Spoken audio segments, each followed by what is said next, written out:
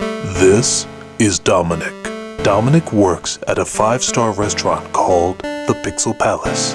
There, some of video games' most popular characters come in to have a drink. Sometimes they share stories and even secrets, for as we all know, what the bartender hears is confidential, isn't it?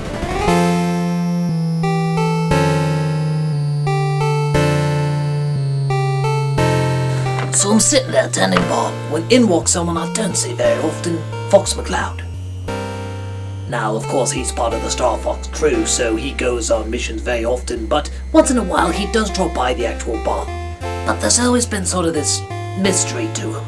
Not too many people knew much about him, so I decided I'm gonna find out a little bit more about him. So I serve him his drink and I ask him, "Hey, Mr. McCloud, what have you been up to?" And he says, "Oh, been going through some real personal discoveries." And I said, "Really? Imagine someone going through a personal discovery here at the Pixel Palace." So I asked him, I said, "What about?" And he says, "Well, just sort of what I like and what I don't like." And I said, "What do you mean?" And he says, "Well, it's hard to explain, but having sort of a change in species." And you're like, "A species change?" He goes, No, not quite like that. I'm not going through any operations. I mean, Lord knows we all know that Carrot Top used to be an orangutan, and I'm not doing anything like that." And I said, "Well, what are you talking about then?" And he says, "Well, recently I've just had this real fascination with humans." I say, "Well, okay, I guess that's not too bad. I mean, how do you mean fascination?"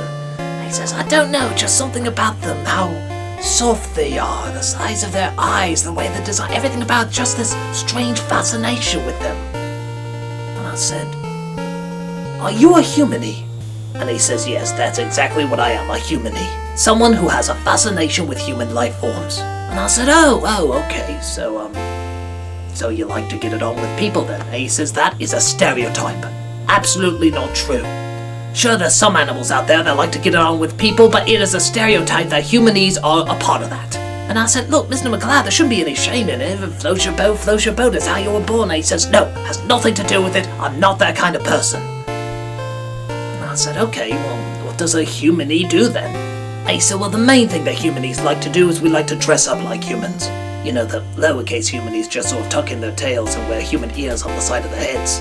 But the higher class humanies, they take it a step further. You see, they actually get masks, even full-on bodysuits that just cover their entire body, totally furless." And I said, "Wow." I said, "Well, what kind of humans do you dress up as?" And he says, "Well, if you want to go real easy, you go for Ken.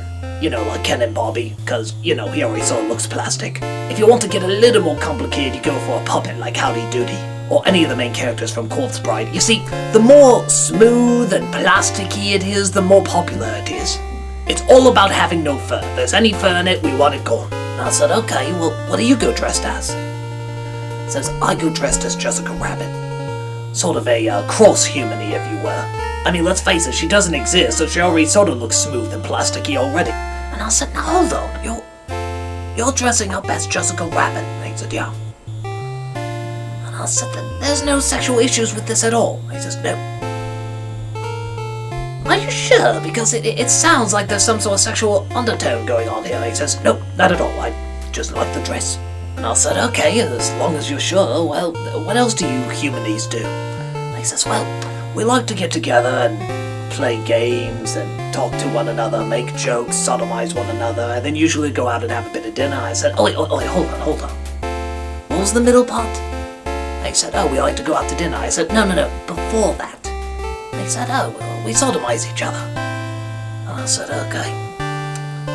That is sex.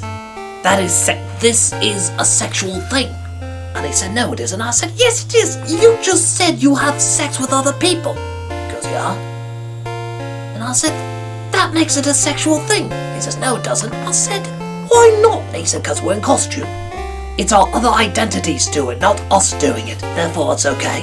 And I said, "Look, I'm sure there's humanies out there that enjoy being a humanie without doing anything sexual with them. There's no sexual connection, but you are not one of those people.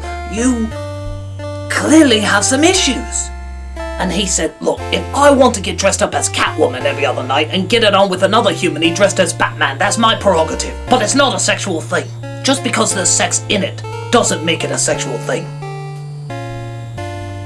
I said, I think that's the definition of it's a sexual thing.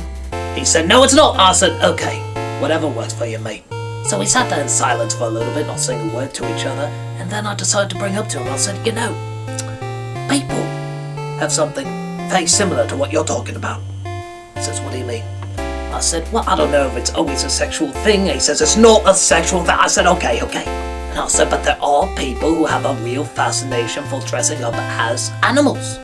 And they are, in fact, called furries. He threw his drink in my face and told me to piss off. And that's the last I ever saw of him. Very interesting psyche, that one. Has about the same self-esteem as anyone else who's come in this bar. But it's like my mother used to say, the only thing worse than not knowing is knowing. My mother's a furry, that's why I know that. You see a lot of strange things as a bartender. See a lot of strange things at the Pixel Palace. So, I see a lot of strange things as a bartender at the Pixel Palace. And that ain't no lie. Swear to it.